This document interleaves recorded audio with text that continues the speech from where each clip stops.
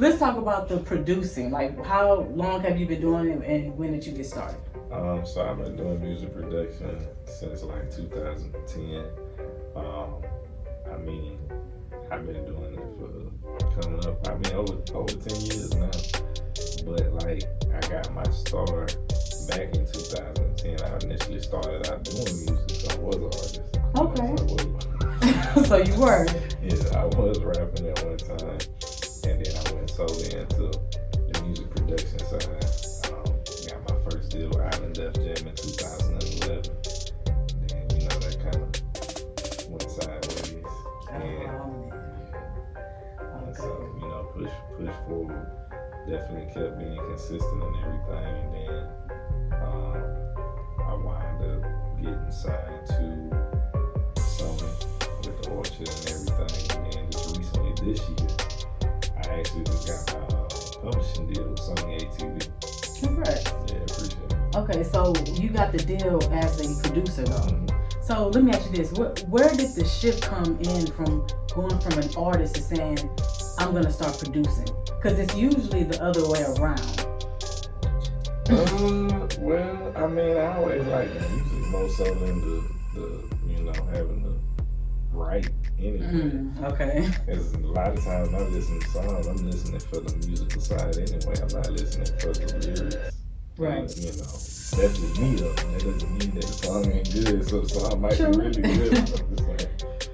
So yeah, that's pretty much why I kind of stayed in that production mode for the whole time.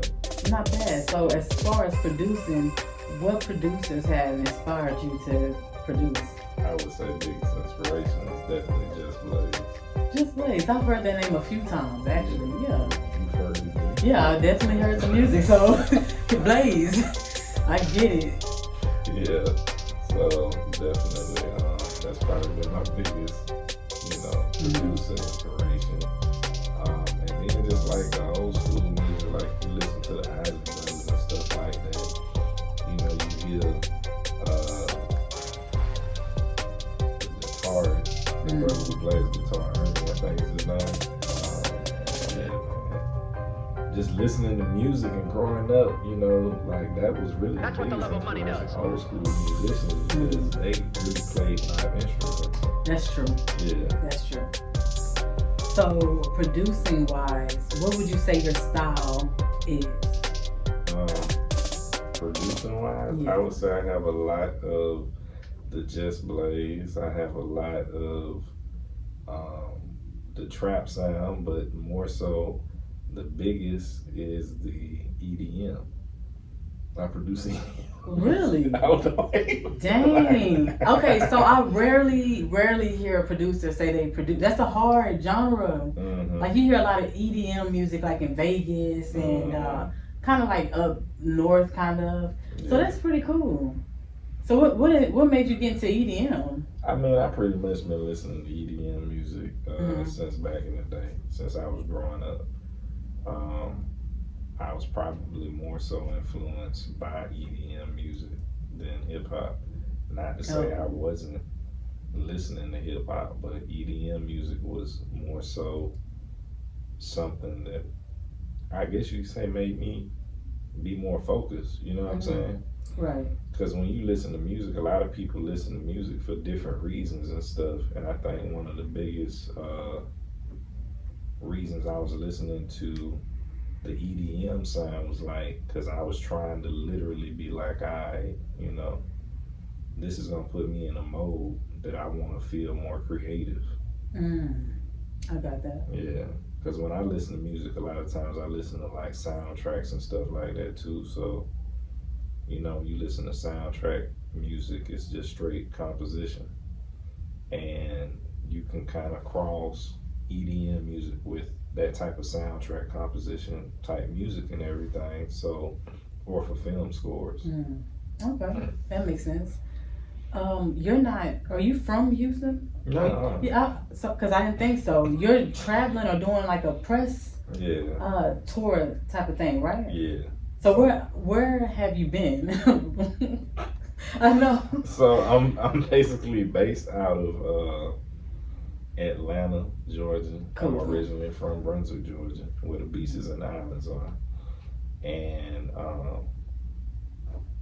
like I used to live in Houston, so yeah, Okay, so you familiar with down south? yeah. I What mean, I'm made you from the move? south. What made you move though? What made me move from Houston? Yeah. Oh man, listen, Houston's cool and Yeah. everything. It's a dope place. Shout out to everybody in Houston. Definitely got love for it. Got family out Yeah. here. But like as far as living wise, nah, bro. It's, You want to take it somewhere else? yeah. I'm not mad at you.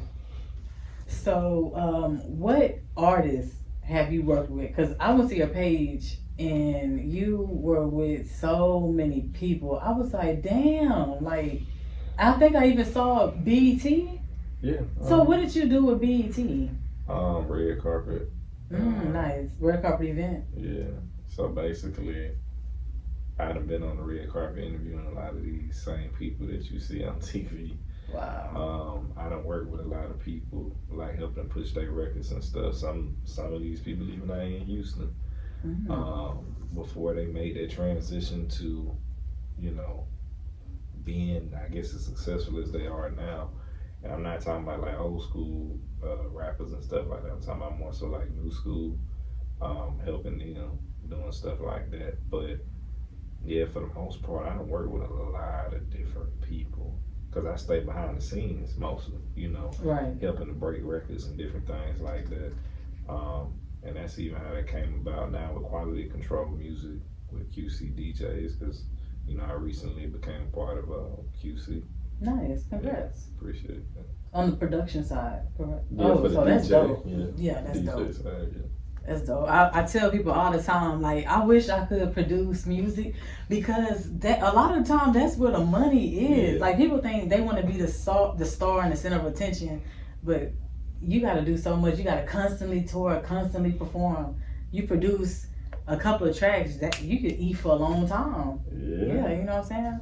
So, what artists would you like to work with that you haven't worked with? I would say personally, I would have to say like probably Kanye. I would have to say like Kanye or I would probably do a record for Beyonce. I actually got something for Beyonce. Okay. Production wise, that I know she would sound really great on. Dang, that's dope. But it would be hard to get it to her. Is it that hard? You might have to go through the ladder. You gotta go through the ladder. And now you gotta talk to Blue Ivy because she got a Grammy. And no, I'm saying, she is. It might be easier to get to her You before you think get so? to the. I don't know Blue Ivy in a minute. You ain't gonna be able to talk to her. Nah, you right. But no, that's dope. I think that would be cool if you could work with the Queen Bee. So yeah, you never know. Just keep pushing on that. What about her artists, Chloe and Halle? Yeah, that would be dope. Yeah, that would be dope because of the style of music that they put out is that popish funk type stuff, like the For Real vibes.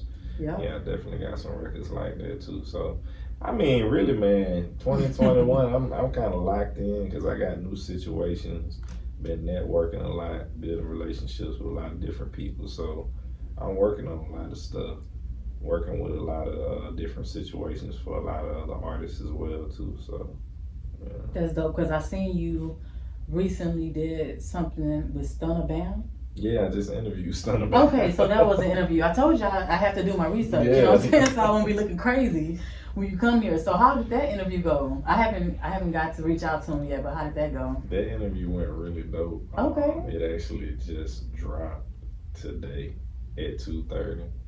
Okay, I gotta check that out. Yeah, so it's been pretty dope and everything.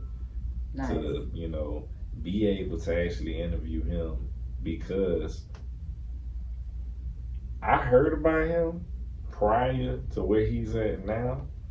And so when doing the interview, I was able to tell him like, people around your city had said to me that you were the Tupac of Houston. You were the Tupac of the South. So he told me, he was like, you're the first person to verbally tell me that. I get it in text message, but to verbally hear that, Right. You know, it's different. And I was like, yeah.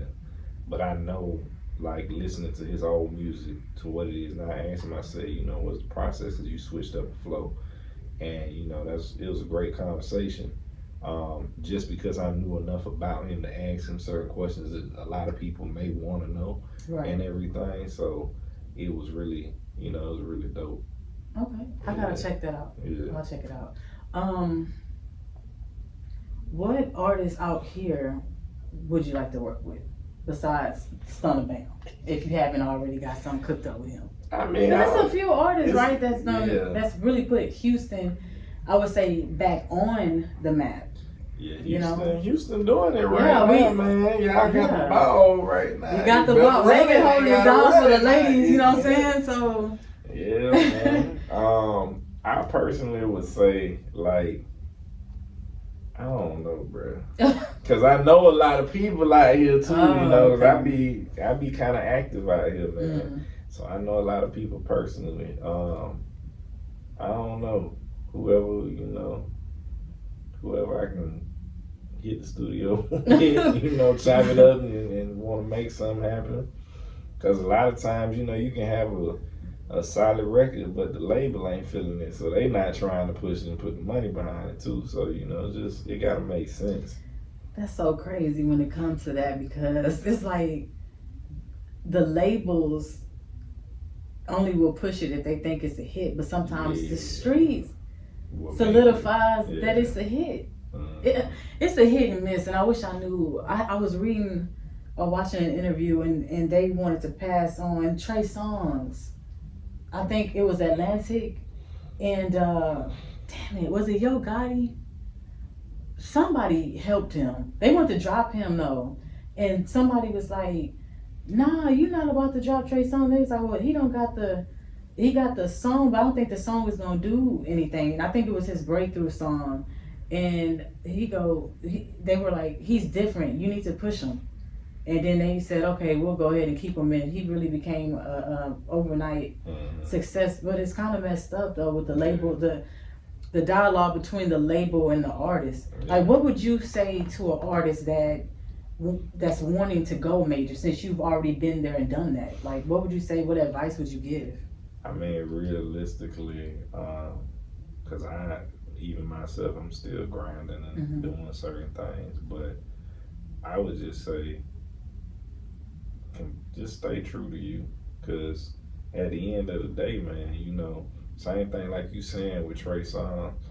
He not the only artist that they've done that to. Right. Yeah, I'm sure. And you know, they try to do that. They try to box in a lot of artists. And if you listen to, like I remember talking to Kelly Price when I had interviewed her. She was saying something about how the music videos used to come out Mm-hmm. and how they wouldn't even put her in the music video. Wait a minute. Now, see, I don't So- like the Kelly Price disrespect. They wouldn't put my girl in the Nah, video. they wouldn't put her That's, in the music that's so video. weak. They That's would so just weak. let her because her voice was so good, you know, and they would have the voice and they wouldn't put her up in it. So, you know, I mean, that's again one of many different situations. And a lot of times in the industry, you know, they try to box us in. They try to take away from the creativity, and they do that on a regular basis. But you still got to stay true to yourself because sometimes the same thing that I had to learn probably the hard way is like your brand is the most important thing because your brand is bigger than like the label or this or that. And also sometimes when you focus on your brand itself, it actually helps you to stay mentally sane too. Mm. Because a lot of times in the industry, we deal with so many ups and downs and setbacks and stuff. It can make you feel like, you know, I want to give up all the way around. But in reality, it's just because you may have not done this over here, but you at the tip of actually being able to do it if you just move over this way to get it, you know. So yeah, It's a lot. yeah. I tell people often that when you're underground, you deal with the stuff that, you know, as you know, the stuff that we go through as an underground indie artist. But then when you get into mainstream, it's crazy to sit back on Twitter and see mainstream artists even sometimes question if they have a place in the industry, and I'm like, you put out like 2 albums. Like, what the hell do you mean? Do you have a place in? Like, what's going on? That's crazy. It's just crazy. So would you suggest to an artist to stay independent I mean, or? I would literally suggest to focus on the brand. Oh, okay, Your I got you. brand can help you basically sign a deal with the major, Mm-hmm. or it can make you stay independent. And I think that at a certain point, as an artist, especially if you know the game, because you got to learn the business, you got to know the business. Right. When you start owning your masters, when you start having your own brand, your own merch, your merch turns into its own brand, so forth and so on. You don't necessarily need a label for anything else except distribution, marketing budget, things like that. If they got connections with certain outlets and radio and things, I mean, be honest, be realistic about it. Mm-hmm. That's really what you need them for.